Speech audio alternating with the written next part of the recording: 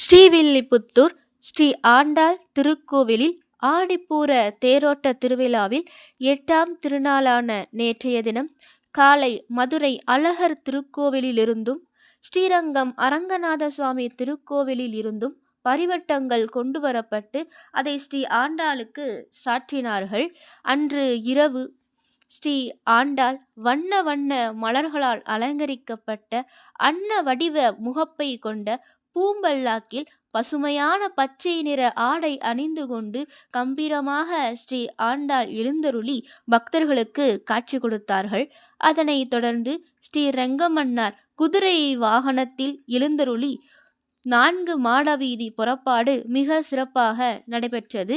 பின் 4 ரதவீதி புறப்பாடு நடைபெற்று வடக்கு ரத வீதி முக்கில் ஸ்ரீ ரெங்கமன்னார் ஸ்ரீ ஆண்டாளை 3 முறை சுற்றி வர வையாளி சேவையானது மிக சிறப்பாக நடைபெற்றது. எல்லா திருக்கோவில்கள்லையும் பெருமாள் மட்டும்தான் வையாளி சேவையின் பொழுது 3 முறை சுற்றி வருவார்.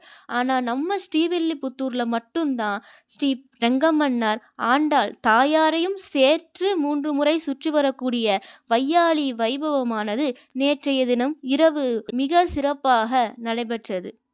பக்தர்கள் திரளாக கலந்து கொண்டு புஷ்ப பல்லாக்கிலே வீற்றிருக்கக்கூடிய ஸ்ரீ ஆண்டாளையும் குதிரை வாகனத்திலே எழுந்தருளி இருக்கக்கூடிய ஸ்ரீ ரெங்கமன்னாரையும் தரிசித்து பின் வையாளி சேவையையும் பார்த்து உள்ளம் மகிழ்ந்தார்கள்.